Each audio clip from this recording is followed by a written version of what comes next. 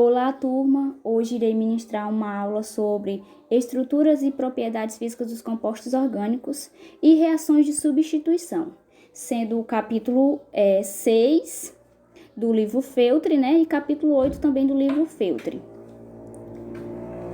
Introdução. As substâncias orgânicas, em sua maioria, são formadas por moléculas.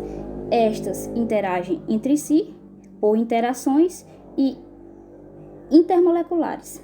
Alguns compostos, por exemplo, os sabões, também apresentam íons e estes existem também atrações eletrostáticas. A estrutura parcial, o tamanho, a polaridade e a polarizabilidade são fatores que determinam a intensidade das interações intermoleculares e assim as propriedades físicas desses compostos. Polaridade de uma molécula refere-se às concentrações das cargas das nuvens eletrônicas em volta da molécula. É possível uma divisão em duas classes distintas, moléculas polares e apolares, que iremos ver cada uma aí. Molécula polar, a soma vetorial dos vetores de polarização é diferente de zero. Moléculas polares possuem maior concentração de carga negativa numa parte da nuvem e maior concentração positiva neutro extrema. Já a molécula apolar, a soma vetorial dos vetores de polarização é nula, diferente da molécula polar. Nas moléculas apolares, a carga eletrônica está uniformemente distribuída, ou seja, não há concentração. Só iremos falar agora um pouco sobre as forças intermoleculares. As forças intermoleculares são as forças que ocorrem entre uma molécula e a molécula vizinha. Durante as mudanças de estado da matéria, ocorre somente um afastamento ou uma aproximação das moléculas. Ou seja, as forças moleculares são rompidas ou formadas. As forças intermoleculares, elas têm origem eletrônicas, surge de uma atração eletrostática entre nuvens de elétrons e núcleos atômicos. São fracas se comparada às ligações covalentes iônicas. Como sabemos, as forças intermoleculares, elas podem estar divididas da seguinte maneira, como está aí no slide. A força ou atração de Van der Waals pode se dividir em três, que é o dipolo-dipolo ou dipolo permanente, dipolo-dipolo induzido ou dipolo induzido, ou ainda forças de dispersão ou forças de London, pontes de hidrogênio ou ligações de hidrogênio, sendo que esse segundo tópico aí está esses montes de nome, mas eles são tudo a mesma coisa. Se você pesquisar de qualquer maneira, você vai encontrar. São tudo as mesmas coisas. Agora iremos falar um pouco sobre o dipolo-dipolo ou dipolo permanente. Se observarmos que nas extremidades do H, ele tem uma carga positiva. E já no Cl, ele tem uma carga eletronegativa, Observem na imagem o que eu acabei de falar, Por isso, dizemos que o dipolo, ele é permanente. Sendo possível também observar aí na imagem que o lado positivo da molécula, que é o H positivo, ele vai atrair o lado negativo da molécula. Qual é esse lado negativo da molécula? É o Cl. Cl, ele está negativo. Então, ele irá ser atraído pelo hidrogênio positivo. E assim sucessivamente. Essas forças, elas recebem o nome de dipolo-dipolo. Dipolo-dipolo induzido ou dipolo induzido, ou ainda forças de dispersão ou forças de London. O dipolo induzido, ele ocorre em moléculas apolares, como, por exemplo, o H2, o F2, o cloro 2, o oxigênio 2, o CO2 e o Cl4. As forças de dipolo induzido, elas são fracas de intensidade. e ocorre entre moléculas apolares e entre átomos de gases nobres ou entre moléculas polares e apolares. Essa força ocorre por uma deformação momentânea na nuvem da molécula. Pode-se acontecer que num dado instante de uma molécula está com mais elétrons do que do outro lado.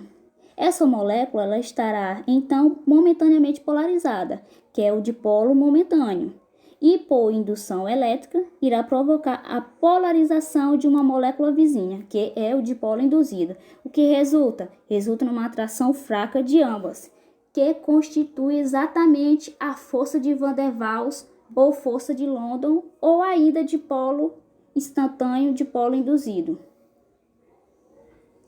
Pontes de hidrogênio ou ligação de hidrogênio. Ocorre em moléculas polares. Lembre-se disso, ocorre em moléculas polares. Sendo que nesta força, o hidrogênio está ligado a elementos extremamente negativos, que são eles o flúor, o oxigênio, o nitrogênio. Como mostra a imagem aí, que o hidrogênio ele está ligado a um dos três que eu acabei de falar, né? Que no caso aqui na imagem ele está ligado ao oxigênio. Só para ressaltar que essas ligações de hidrogênio, elas existem fundamentalmente nos estados sólidos e líquidos. Reações de substituição. Reações de substituição são aquelas nas quais um átomo ou grupo de átomos da molécula orgânica é substituído por outro átomo ou grupo de átomos. O que está acontecendo nessa reação de substituição? Observe que no exemplo, neste exemplo, o alcano, que é o hidrogênio, ele irá reagir com o gás cloro, que é o Cl. Essa reação, para ela acontecer, ela precisa de um estímulo, que no caso aí, que o exemplo mostra, é a luz. Geralmente, quando ela precisa de estímulo, é porque a reação química orgânica ela é muito lenta. O que está acontecendo nessa reação? O que irá acontecer?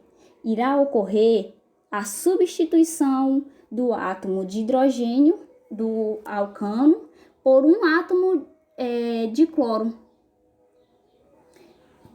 Como somente um hidrogênio será substituído, o produto ficará da seguinte forma: CH3, né, ligado ao cloro, que foi substituído do hidrogênio, formando o HCl, né? Observe que o hidrogênio que foi substituído do alcano foi substituído por um cloro de gás, um gás cloro, perdão.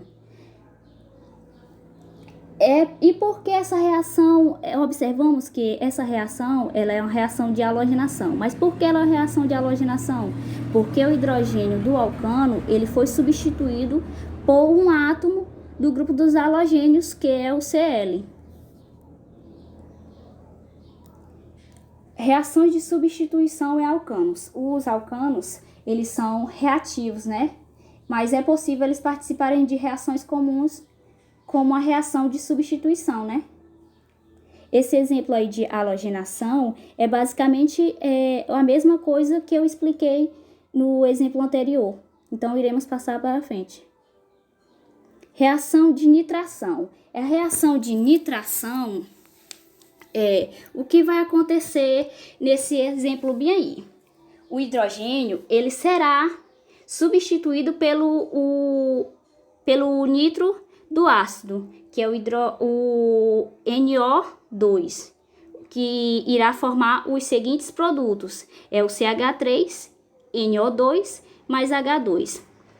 O hidrogênio que foi liberado, ele vai reagir com o HO e irá, consequentemente, formar a molécula de água, né? Nos produtos, que é o H2O. Aí no final dos produtos. A reação de sulfonação.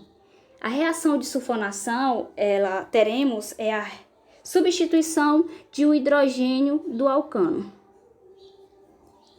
O que está acontecendo nessa reação? O hidrogênio do metano será substituído por esse grupo ácido sulfúrico, que é o grupo sulfônico, que irá formar o seguinte composto: CH3, CO3H mais H2O.